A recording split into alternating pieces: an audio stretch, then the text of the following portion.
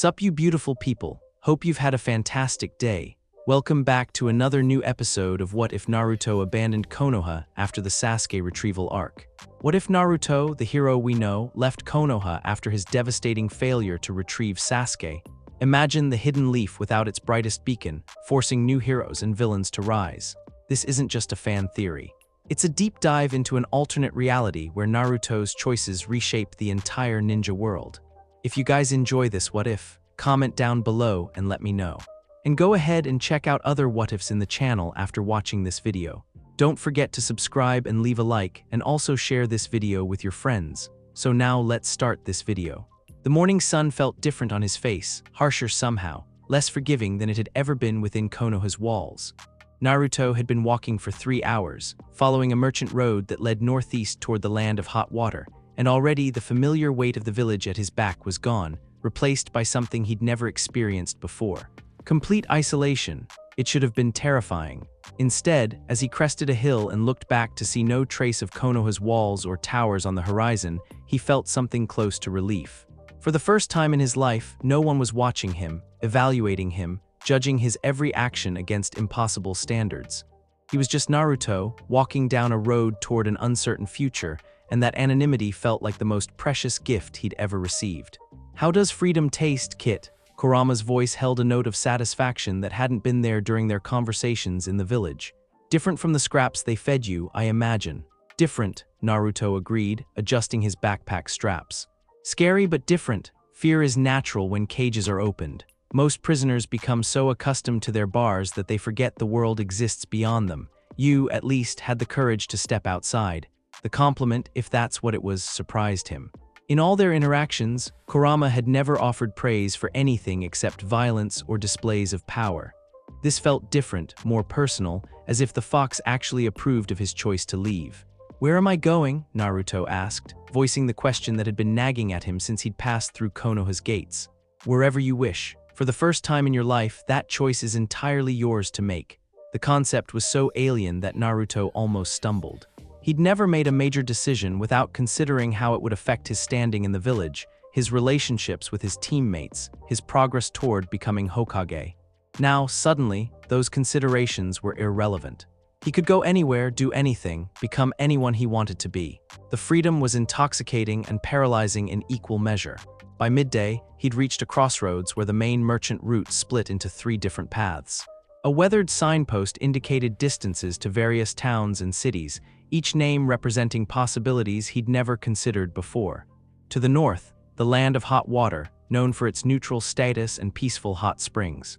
To the east, smaller villages in Fire Country's borderlands, places where a skilled ninja could find mercenary work. To the west, deeper into Fire Country, but away from Konoha's direct influence. "Choose based on your needs, not your fears," Kurama advised. "What do you require most right now?" Naruto considered the question seriously. He needed money, food, shelter, and most importantly, he needed distance from anyone who might recognize him and attempt to drag him back to his old life.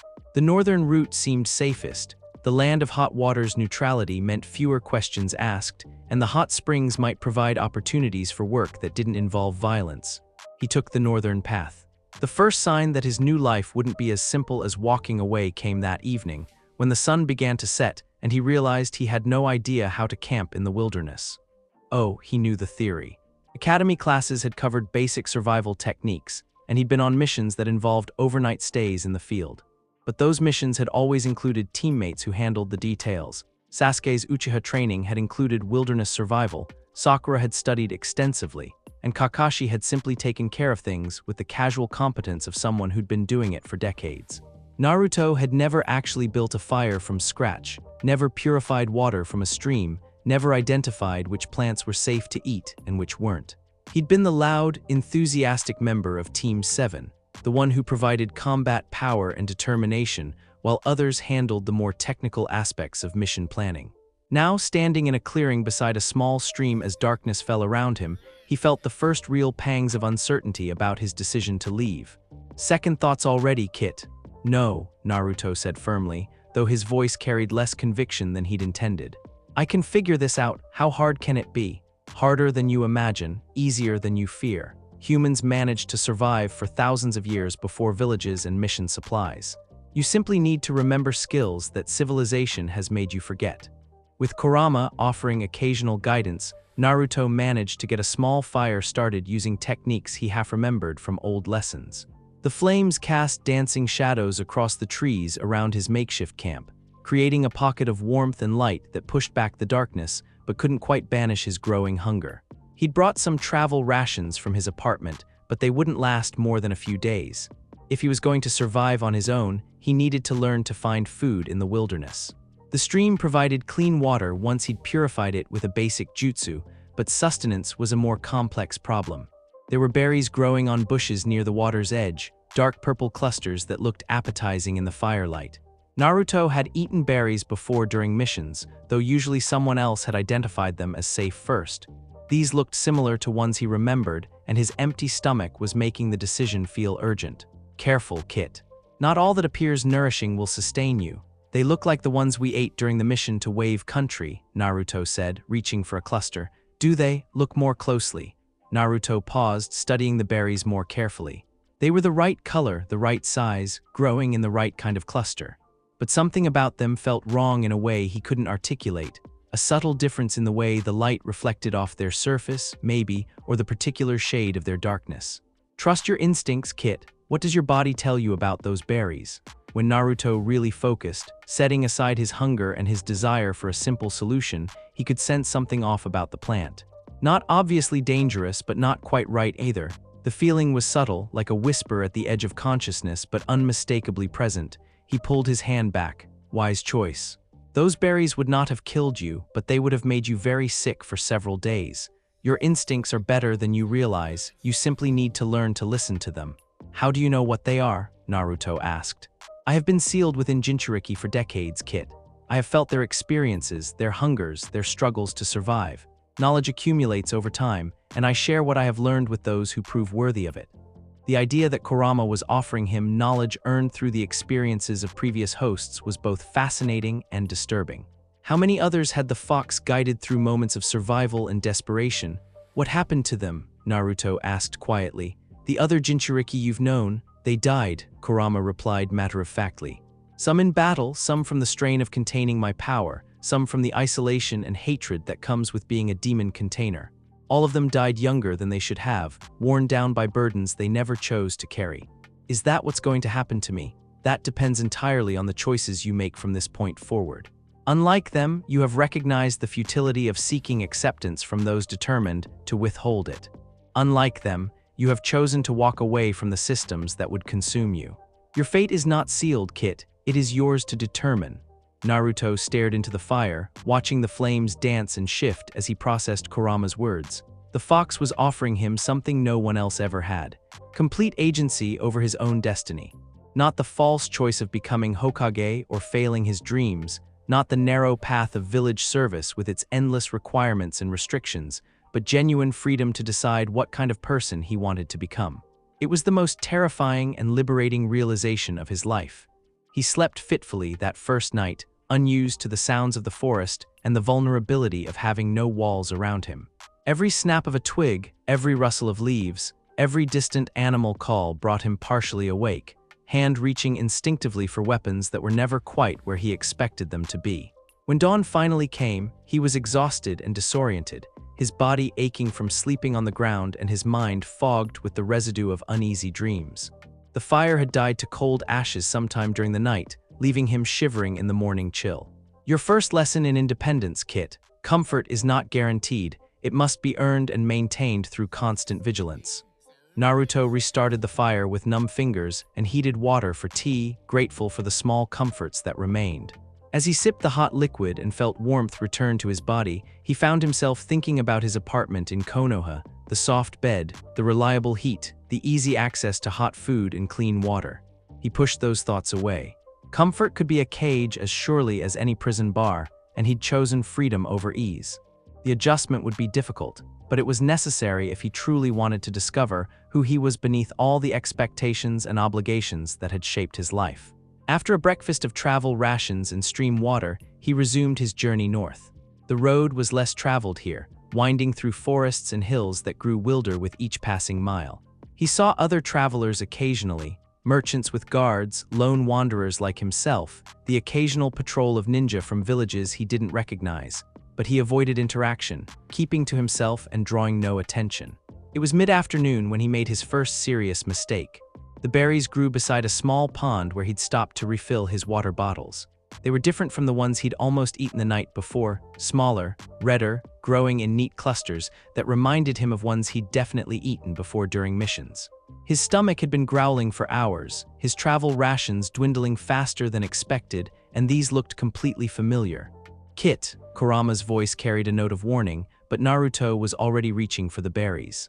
"These are definitely safe," he said, popping several in his mouth before the fox could finish its objection. "I've had these exact ones before." The taste was wrong immediately, too bitter, with an acidic quality that made his mouth pucker and his throat burn. But he'd already swallowed, and within minutes he could feel something happening to his body that had nothing to do with normal digestion. His vision blurred first, the world around him becoming soft and indistinct, as if he were looking through water. Then came the nausea, sudden and overwhelming, followed by a weakness in his limbs that made standing difficult. His heart began racing, pounding so hard he could hear it in his ears, and sweat broke out across his skin despite the cool afternoon air. "Fool boy," Kurama's voice was sharp with alarm, "those berries contain a potent neurotoxin. Your body is shutting down to protect vital organs." Naruto tried to respond, but found he couldn't form words properly. His tongue felt thick and clumsy in his mouth, and his thoughts were becoming scattered and hard to hold on to. He stumbled toward the pond, thinking vaguely that water might help, but his legs gave out before he could reach it. The ground felt strangely soft when he hit it, though he knew intellectually that forest floor should be hard and uncomfortable. Everything was becoming distant, muffled, as if the world were moving away from him at tremendous speed. "Listen to me carefully, Kit. Your body cannot process this toxin on its own. You need my chakra to burn it out of your system. But using my power will change you, accelerate the bond between us. Are you willing to accept that consequence?" Through the fog of poison and approaching unconsciousness, Naruto tried to understand what Kurama was asking. Some distant part of his mind recognized that this was a crucial moment, a choice that would define their relationship going forward. But he was dying, and philosophical concerns seemed less important than survival. "Yes," he thought, not sure if he'd spoken aloud or simply projected the word mentally. "Then hold on, Kit, this will be." Intense, the sensation was unlike anything Naruto had ever experienced. Kurama's chakra flooded through him like liquid fire, burning through his veins and searing away the poison with violent efficiency. But it didn't stop there. It poured into spaces in his body and mind that had always been his alone, claiming territory and establishing connections that felt permanent and profound. He could feel Kurama's presence more clearly than ever before, not just as a voice in his head, but as an actual entity sharing his consciousness. The fox's emotions, ancient rage, bitter amusement, growing affection, mixed with his own until he couldn't tell where one ended and the other began. When the burning subsided and consciousness returned fully, Naruto found himself lying beside the pond with the taste of metal in his mouth, and the feeling that he'd been fundamentally changed at a cellular level. He sat up slowly, testing his body's responses, and discovered that he felt stronger than before, not just recovered from the poisoning, but actually enhanced. "The barriers between us have thinned considerably, Kit. From now on, my power will be more readily available to you, but my influence will also be more direct. We are becoming true partners rather than reluctant cohabitants."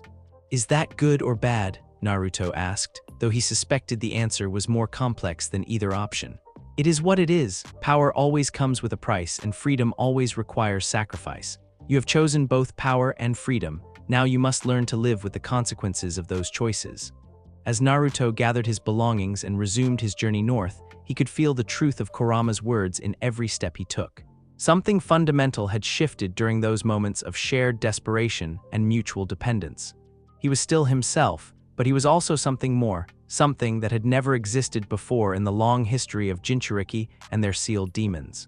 He was becoming a true partnership between human and fox, shaped by choice rather than forced by circumstance, motivated by mutual benefit rather than grudging coexistence. Behind him, in the shadows of the forest he'd left behind, figures observed his departure with interest that would have alarmed him if he'd been aware of their presence. In a cave hidden deep in the mountains of Rain Country, a figure with orange hair and ripple-pattern eyes received a report delivered by a raven that had traveled for days to reach its destination. Subject has departed Konoha permanently, Pain read aloud to his gathered subordinates. Displays increasing cooperation with Ninetales entity. Psychological isolation complete. Physical capabilities enhanced beyond previous assessments. Recommend transition to active recruitment phase. He set the message aside and looked around the cavern at the assembled members of Akatsuki, their faces hidden in shadow, but their attention focused entirely on his words. The child of prophecy walks alone, he announced, and power without purpose seeks direction. Perhaps it is time we offered him both. In the darkness, several figures nodded their understanding. The time for passive observation was ending. The time for direct action, and the recruitment of the most powerful Jinchuriki alive, was about to begin. But Naruto, walking through forests that grew wilder with each passing mile, was unaware that his exodus from Konoha had triggered events that would reshape the ninja world. He was focused on simpler concerns, finding food that wouldn't kill him, water that was safe to drink, and shelter that would protect him from the elements. He was learning, step by painful step, that freedom was harder than servitude, that independence required skills he'd never needed to develop, and that true strength came not from others' approval, but from his own determination to survive and grow despite any obstacle.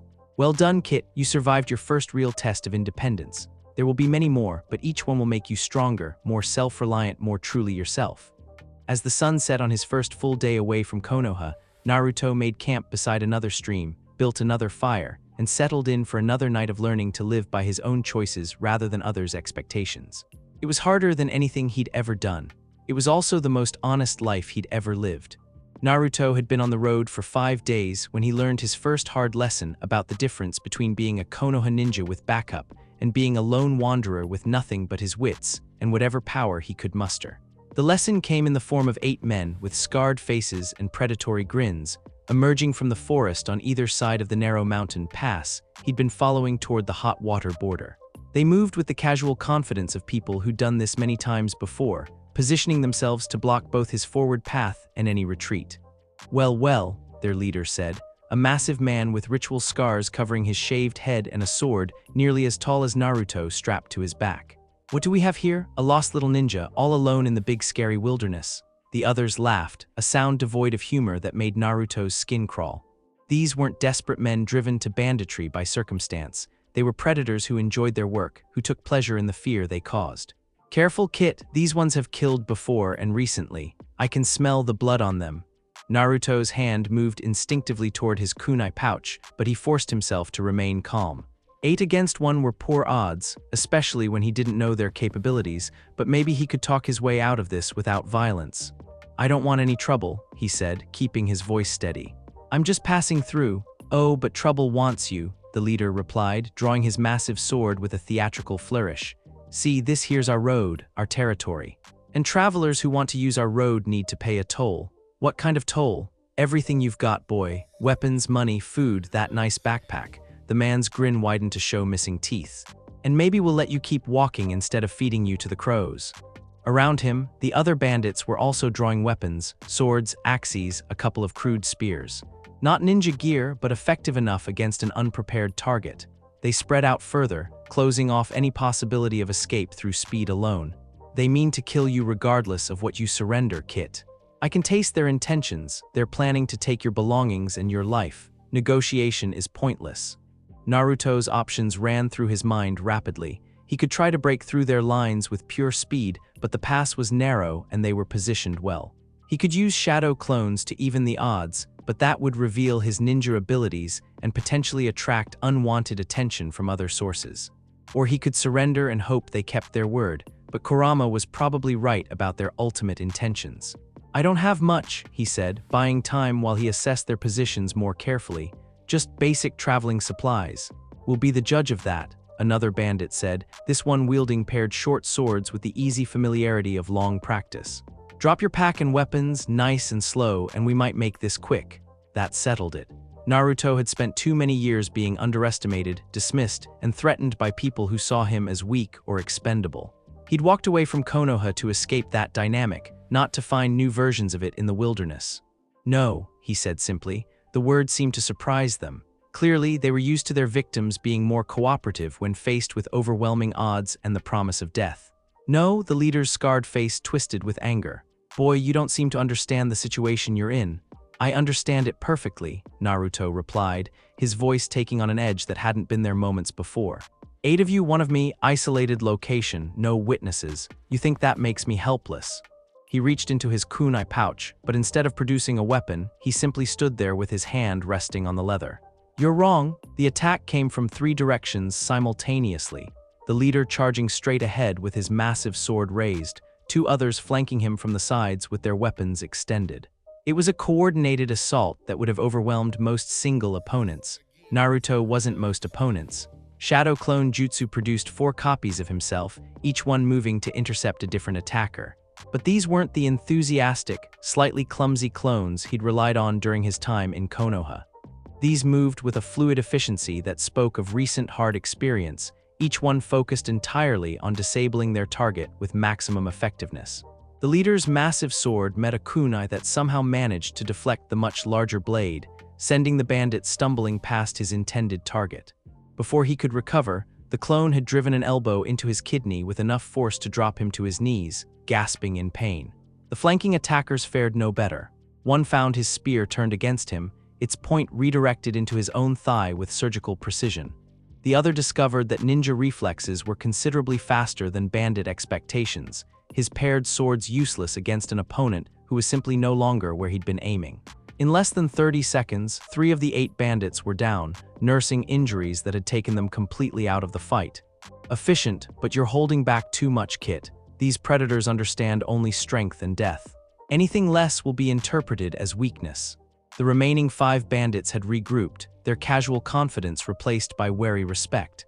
They'd clearly expected to overwhelm a lone traveler with superior numbers and intimidation. Instead, they found themselves facing something that fought with skills they didn't recognize and tactics they couldn't counter. What the hell are you? One of them demanded. Someone who's tired of being underestimated, Naruto replied. This time they all attacked at once, abandoning coordination in favor of overwhelming aggression. 8 weapons, the 3 wounded bandits had rejoined the fight despite their injuries, came at him from every angle, a storm of steel that left no room for evasion or clever maneuvering. It should have been impossible to defend against. Instead, Naruto felt something shift inside him, a reservoir of power that had always been there but never quite this accessible. Kurama's chakra flooded through his system, not the painful burning sensation he remembered from past emergencies, but a smooth integration that enhanced every aspect of his physical capabilities. His speed increased beyond anything he'd achieved before. His strength multiplied until blocking a 2-handed sword strike felt like catching a thrown pebble.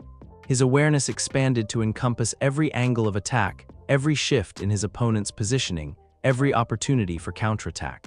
And most importantly, his inhibitions fell away like discarded clothing. The first bandit died when Naruto's kunai found the gap between his ribs and his heart, sliding between bones with the precision of a surgeon and the ruthlessness of an executioner. The second lost his head to a follow-up strike that moved faster than the human eye could track. The third had enough time to scream before Naruto's palm strike caved in his sternum, stopping his heart instantly. The remaining bandits tried to flee, their predatory confidence evaporating in the face of violence that exceeded their own by several orders of magnitude.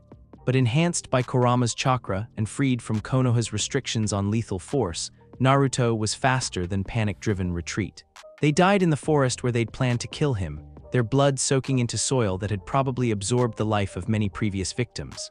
When it was over, Naruto stood alone in the pass, surrounded by 8 corpses and breathing hard from exertion that had been more psychological than physical. The borrowed chakra faded from his system, leaving him feeling oddly hollow and strangely satisfied. Now that Kit was efficiency. No wasted motion, no hesitation, no mercy for those who would have shown you none. This is what real strength looks like when freed from artificial constraints.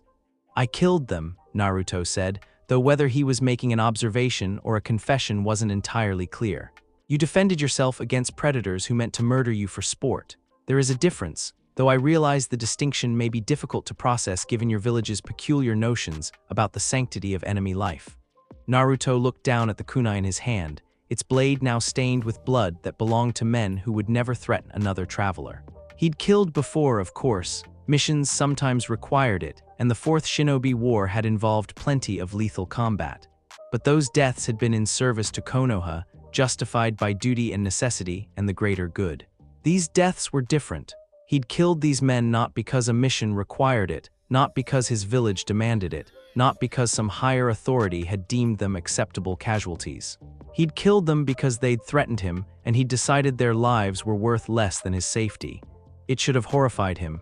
Instead, he felt a calm satisfaction that was deeply disturbing in its completeness. You begin to understand the true nature of power, Kit, not the sanitized version they taught you in that academy, where enemies conveniently survive to be reformed or redeemed. Real power means making permanent solutions to permanent problems. Is this what you wanted? Naruto asked. For me to become someone who kills without hesitation, I wanted you to become someone who survives without compromise. The willingness to kill when necessary is simply part of that evolution. Your village tried to make you into a weapon they could control. I am helping you become a weapon you can control yourself. As Naruto searched the bodies for anything useful, money, supplies, information, he found himself thinking about how his former teammates would react to this scene. Sakura would be horrified at the casual efficiency of the deaths. Kakashi would lecture him about the importance of restraint and the value of preserving enemy life when possible. But they weren't here, and their opinions no longer mattered. What mattered was that he was alive, uninjured, and in possession of enough coin and supplies to make his journey significantly easier. The bandits had been carrying more money than honest brigands should have had, along with wanted posters that suggested they'd been collecting bounties on various criminals and missing nin. Apparently, they'd been operating as both bandits and bounty hunters, preying on travelers while supplementing their income with legitimate work. It was an interesting business model, and one that gave Naruto ideas about his own future employment opportunities. Back in Konoha, the morning shift of Anbu operatives was conducting their routine security sweep when they discovered that the Ninetales Jinchuriki had been absent from his apartment for several days. The discovery triggered immediate emergency protocols. Within minutes, Kakashi was standing in Naruto's small living space, staring at the note his former student had left behind with a growing sense of dread. I've gone to find someplace where being myself is enough. Don't look for me, I won't be coming back. Naruto, how long? He asked the Anbu operative who'd briefed him. Best estimate is 5 days, possibly 6. Neighbors reported not seeing him since the festival, but that wasn't unusual. He'd been keeping to himself lately.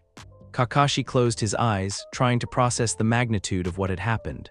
Naruto, the Ninetales Jinchuriki, the village's most powerful weapon, the boy who'd sworn to become Hokage, had simply walked away from everything.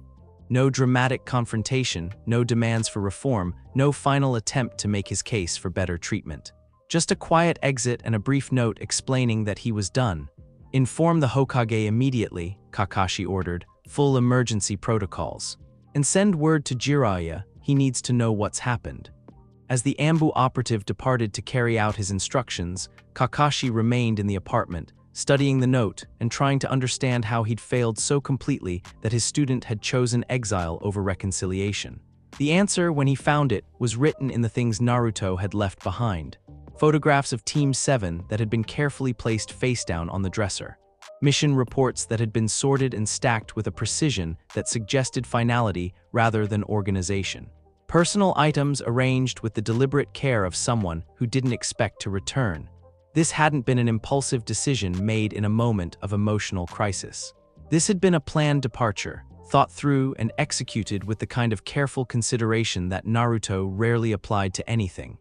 Which meant that somewhere along the way, he'd concluded that leaving Konoha wasn't just preferable to staying, it was necessary. Kakashi picked up one of the overturned photographs and looked at the image of his former team during happier times.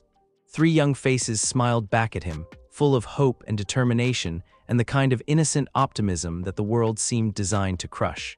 One of those faces belonged to a boy who'd walked away to join Orochimaru. Another belonged to a boy who'd walked away to find something Konoha couldn't provide. The third belonged to a girl who was probably in a hospital somewhere, throwing herself into medical training to avoid thinking about the teammates she'd lost. Team 7 was gone, destroyed as thoroughly as if they'd all died in battle. But unlike death, this destruction carried the weight of choices that might have been made differently, words that might have been spoken, support that might have been offered. Kakashi had failed 3 students in 3 different ways, and now the consequences of those failures were reshaping the ninja world in ways he couldn't predict or control. The worst part was that he understood exactly why Naruto had left. The The boy's note wasn't a cry for help or a demand for attention, it was a simple statement of fact. He'd gone to find a place where being himself was enough, because Konoha had made it clear that it would never be such a place. "Hokage-sama wants to see you immediately," another Anbu operative announced from the doorway. "Emergency council session in 10 minutes. Kakashi took one last look around the apartment that had housed Konoha's greatest weapon and most tragic failure, then followed the operative toward what would undoubtedly be the most difficult briefing of his career. Behind him, dust motes danced in the afternoon light streaming through windows that would remain closed for months to come, settling on belongings that no one would claim and photographs that no one would turn face up again. The apartment felt like a tomb, a memorial to possibilities that had died not through any single catastrophic failure, but through the slow accumulation of small neglects and casual cruelties that had finally become too much for one person to bear. 300 miles northeast of Konoha, Naruto made camp beside a mountain stream, using skills that were improving daily and supplies that had been significantly enhanced by his encounter with the bandits. The fire he built was efficient and well-constructed, the shelter he erected was weatherproof and concealed, and the meal he prepared from foraged plants and stream fish was both nutritious and satisfying. He was becoming competent at this life he'd chosen, learning through necessity and guided by an inner voice that never let him forget the lessons each challenge provided. "You're adapting well, Kit. Most village-trained ninja struggle considerably when forced to survive without support structures. Your progress has been impressive." "I had good teachers," Naruto replied, though he wasn't entirely sure if he meant his academy instructors or the harsh realities of wilderness survival. "The best teacher is experience, and the best experience is that which you survive to learn from. Today's encounter was educational in several important ways." Naruto nodded, poking at the fire with a stick while he considered the day's events. The fight with the bandits had been educational, but not in ways his village instructors would have approved of. He'd learned that he could kill efficiently when necessary, that Kurama's power was more accessible than ever before, and that he felt no guilt about eliminating people who posed a threat to his well-being. Most importantly, he'd learned that he was capable of surviving on his own terms, using his own judgment about what constituted acceptable behavior and necessary action. "Is this what you wanted?" he asked. "For me to become someone who doesn't hesitate to kill, I wanted you to become someone who makes decisions based on reality rather than ideology. Whether that involves killing depends entirely on the circumstances you encounter. Today, killing was the appropriate response to the threat you faced. Tomorrow, it may not be, and I'm supposed to decide that for myself. You are supposed to decide everything for yourself, Kit. That is what freedom means, the responsibility to make choices and live with their consequences, without the comfortable illusion that someone else's authority absolves you of moral weight." As Naruto settled into his bedroll and prepared for sleep, he found himself thinking about the bandits' faces in their final moments. Not with regret or guilt, but with a kind of detached analysis that would have alarmed anyone who'd known him in Konoha. They'd chosen to be predators. He'd chosen to be a more effective predator. The outcome had been determined by skill, power, and will rather than moral considerations about the sanctity of life or the possibility of redemption. It was a simpler way of viewing the world, and increasingly, it felt more honest than the complex ethical framework his village had tried to impose on him. "Sleep well, Kit. Tomorrow brings new challenges and new opportunities to discover who you're becoming. I find myself curious to see what choices you'll make when faced with more complex moral situations." Naruto closed his eyes and let sleep claim him, unaware that his choices were already being observed by forces that viewed his transformation with great interest and growing satisfaction. The child of prophecy was walking away from the light, and those who served darker visions were beginning to take notice. The town of Tanzaku Quarters had always been a place where questions weren't asked as long as money changed hands. Nestled in the borderlands between fire and hot water countries, it existed in the gray spaces between official jurisdictions, making it a natural haven for those who preferred to operate outside traditional structures, which made it perfect for Naruto's current needs. He'd arrived 2 weeks ago with little more than the supplies he'd taken from the dead bandits, but word of his capabilities had spread quickly through the underground networks that thrived in places like this. A lone ninja willing to take on jobs that others considered too dangerous or morally ambiguous was a valuable commodity in a town built on questionable enterprises. "Another delivery job," Yamada said, sliding a scroll across the table of the dingy tavern where such business was typically conducted. The merchant was nervous, constantly glancing around as if expecting eavesdroppers, but his money was good and his requirements were simple. Discreet transport of sensitive materials to a contact in the next town over. Standard rates, no questions asked on either side. Naruto examined the scroll briefly, not enough to read its contents, but enough to assess its size and weight. Whatever sensitive materials meant in this context, they were compact enough to be easily concealed and transported. What kind of sensitive? He asked, though he suspected he already knew. The kind that certain people would prefer to keep moving rather than have intercepted by customs officials or rival interests. Yamada replied with the careful euphemisms that dominated this type of conversation. Smuggling, in other words. Probably weapons, possibly information, conceivably drugs or other contraband. The specific nature of the cargo mattered less than the fact that someone was willing to pay well for its discreet transportation. Practical work kit. No grand ideals about protecting the innocent or serving the greater good, just straightforward application of your skills in exchange for material compensation. Much more honest than the missions your village assigned. Payment in advance? Naruto asked. Half now, half on delivery. Yamada produced a pouch of coins that felt substantial in Naruto's hand. The contact will have verification of the delivery before releasing final payment.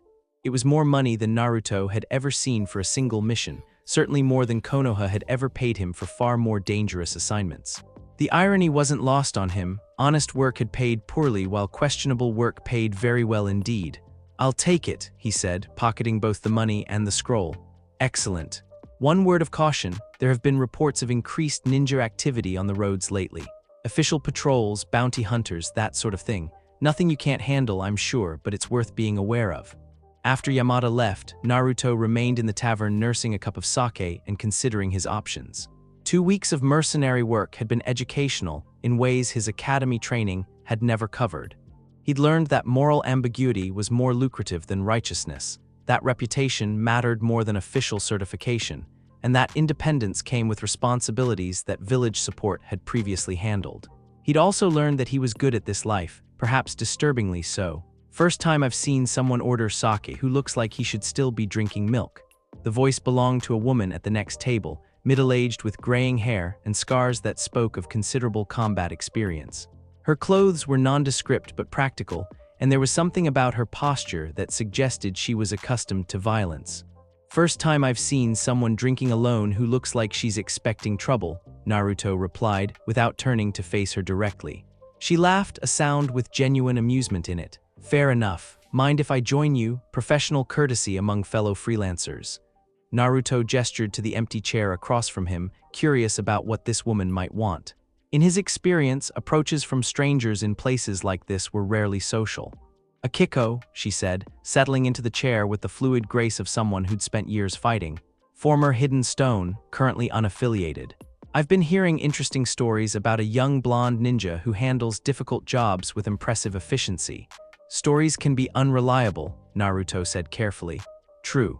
But money talks louder than stories, and the people who have hired you recently seem very satisfied with the results." Akiko studied him with the kind of assessment that came from long experience evaluating potential threats and allies. "You're newer to this life than most, but you're adapting faster than anyone expects." "She's fishing for information, Kit, probably trying to determine whether you're competition, opportunity, or threat. Be cautious but not hostile. Intelligence gathering works both ways." "What do you want?" Naruto asked directly. "To offer you something most people in our line of work never get, the benefit of experience without having to earn it through painful mistakes." Akiko took a long drink from her own cup before continuing. "You're talented, that's obvious, but talent without context gets people killed in this business. You need to understand the landscape you're operating in, and you're offering to explain it to me. I'm offering to explain why a ninja your age is working freelance instead of serving a village, and why that particular combination is attracting attention from people you probably don't want noticing you." That got Naruto's full attention. He'd been careful to keep his background vague in his dealings with employers and contacts, but someone with experience might be able to read between the lines in ways he hadn't anticipated. "I left my village," he said simply. "Most ninja don't leave voluntarily. They get kicked out for disciplinary problems, or they flee to avoid punishment, or they're seduced away by promises of power or wealth." Akiko's eyes sharpened. "You don't fit any of those categories. You fight like someone with excellent training but no institutional oversight. You take jobs that pay well but don't serve any larger agenda, and you have an air of independence that suggests your departure was philosophical rather than practical. The assessment was uncomfortably accurate.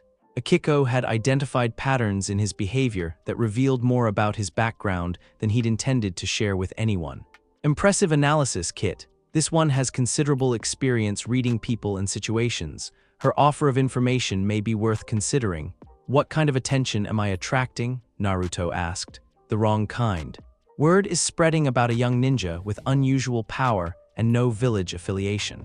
That combination makes certain organizations very interested, groups that recruit independently powerful individuals for purposes that tend to be ambitious. What kind of groups? Akiko glanced around the tavern, confirming that their conversation wasn't being overheard, then leaned closer and lowered her voice.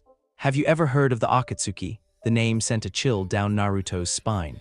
He'd heard references to the organization during briefings in Konoha, a group of S-class missing nin with unclear goals but demonstrated capabilities that made them a significant threat to village stability.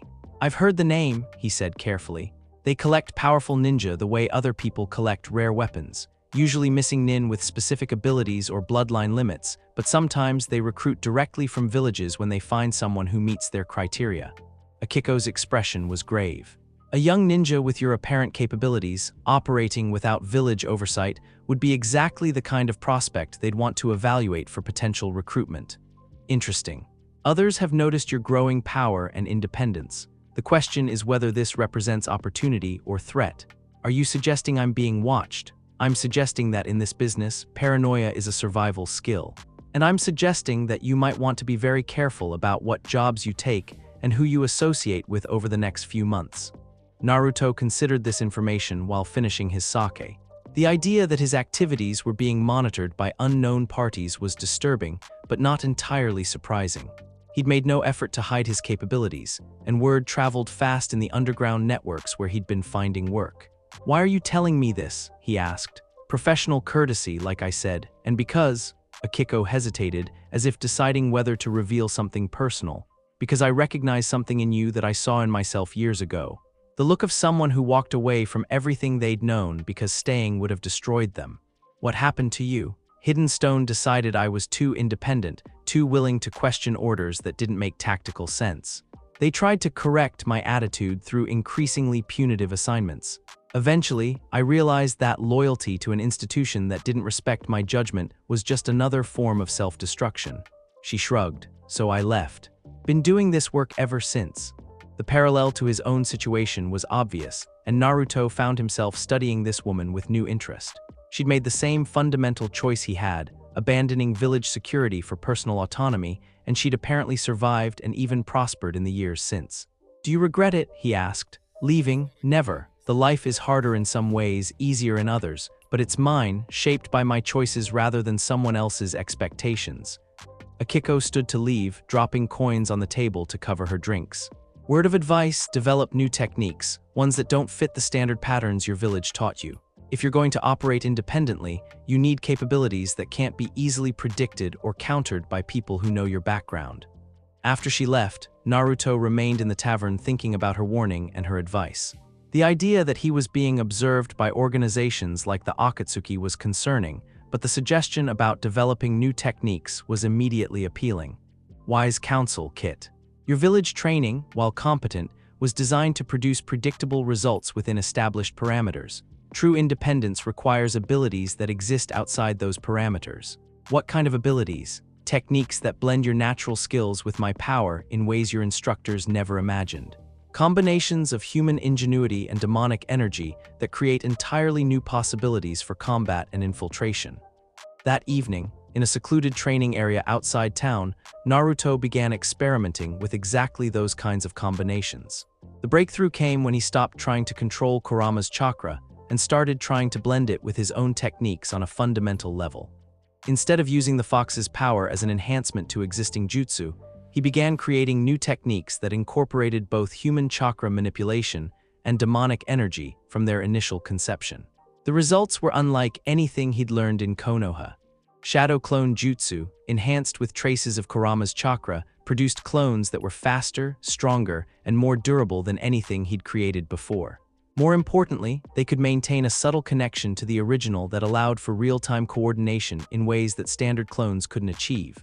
Rasengan, infused with Fox chakra from the moment of formation rather than added afterward, became something entirely different, a sphere of energy that didn't just impact targets, but actively disrupted their chakra systems on contact. The technique was more complex to form, requiring conscious cooperation between human will and demonic power, but the results were devastatingly effective. Excellent progress, Kit. You're beginning to understand that true power comes not from suppressing or controlling my abilities, but from integrating them with your own until the combination becomes something entirely new. These techniques. They're not exactly human anymore, are they? Naruto asked, studying the way Kurama-enhanced chakra swirled around his hand in patterns that seemed to have their own intelligence. They are something between human and demon, something that has never existed before in the history of either species. You're becoming something new, Kit, not human, not fox, but a synthesis of both that surpasses either individual component. The philosophical implications of that statement were staggering, but Naruto found himself less disturbed by the idea than he probably should have been.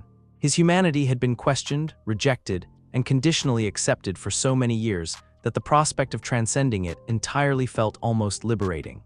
If being purely human meant being trapped by the limitations and expectations that had defined his life in Konoha, then perhaps being something more than human was an acceptable trade-off.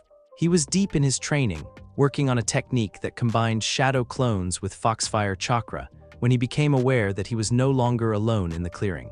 The presence was subtle, expertly concealed, but Kurama's enhanced senses made hiding completely impossible. Someone was watching him from the tree line, observing his training with professional interest. We are not alone, Kit. Someone has been observing your progress for some time. How long? Naruto asked without stopping his practice, not wanting to alert the observer that he'd been detected. Approximately 20 minutes. They arrived shortly after you began experimenting with the foxfire technique. Professional surveillance, very skilled. Rather than confront the observer directly, Naruto decided to put on a demonstration worth watching. He created a dozen shadow clones, each one infused with enough fox chakra to make them visibly different from standard techniques, and began practicing combat formations that showcased both power and tactical sophistication. The observer remained hidden, but Naruto could sense their continued attention throughout the display. When he finally ended the training session an hour later, the presence faded back into the forest without revealing itself. Impressive patience and professionalism, Kit. Whoever is watching you has considerable skill and specific interest in your capabilities. The question is whether they represent evaluation for recruitment or assessment for elimination. As Naruto gathered his gear and prepared to return to town, he found himself thinking about Akiko's warning about the Akatsuki. If powerful organizations were indeed taking interest in his activities, then his training sessions might be serving as auditions for opportunities he hadn't yet imagined. The thought should have been alarming. Instead, as he walked back toward Tanzaku quarters under a star-filled sky, he found himself curious about what kind of offer such an organization might make. Konoha had demanded his loyalty while withholding their acceptance. What would an organization that actively recruited power and independence offer someone who possessed both? Patience, Kit. All questions are answered in their proper time. For now, continue to grow stronger, continue to develop your unique capabilities, and continue to establish your reputation as someone worth recruiting rather than eliminating. Back in town, Naruto completed his delivery mission without incident, collected his payment, and began considering what job to take next. The scroll's contents had been weapons-grade explosive tags, nothing that would destabilize entire regions, but dangerous enough to make their discreet transportation worthwhile.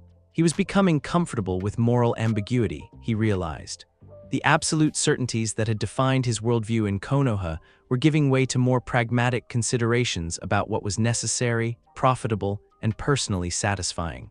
It was a troubling evolution, but one that felt increasingly natural with each passing day. 300 miles away, in a hidden cave deep in the mountains of Rain Country, a figure with orange hair and ripple-pattern eyes listened to a report delivered by one of his most trusted subordinates. The Ninetales Jinchuriki has been operating as a freelance mercenary for 2 weeks, the subordinate reported. His capabilities have increased significantly since leaving Konoha, particularly in techniques that blend human jutsu with demon chakra. He shows no signs of attempting to return to his village, and his moral flexibility appears to be developing rapidly. Moral flexibility. He has accepted contracts involving smuggling, intimidation, and elimination of targets designated by his employers. No apparent ethical constraints beyond practical considerations about risk and payment. Pain nodded slowly, processing this information against his larger strategic goals. The Jinchuriki's departure from Konoha had created an unprecedented opportunity. Never before had someone with his power and potential been available for recruitment without the complications of village loyalty or institutional oversight. Continue surveillance. Do not approach directly, but ensure we have complete information about his activities, associations, and psychological state. When we make contact, I want to be certain our offer addresses his specific needs and motivations. And if other organizations attempt to recruit him first, then we will demonstrate why Akatsuki is the superior choice. But I doubt that will be necessary. From what you've described, the Jinchuriki is discovering the same truths about power and purpose that brought all of us to this organization. His recruitment will be a matter of timing, not persuasion. As his subordinate departed to continue their surveillance, Pain remained in the cavern contemplating the possibilities represented by an unaffiliated Jinchuriki of such tremendous potential. The child of prophecy was walking away from the light, developing power without restraint, and learning to value results over ideology. Soon, very soon, it would be time to offer him a new purpose that matched his evolving understanding of how the world truly worked. And when that offer was made, Pain was confident that the boy who had once dreamed of becoming Hokage would find the vision of peace through Pain far more compelling than anything his former village had ever provided. Thanks for listening. I do hope you enjoyed it. If you want the next part of this video, subscribe and comment down below and turn on the bell notification. And also check out other videos that I have created and enjoy. See you in the next video. Peace.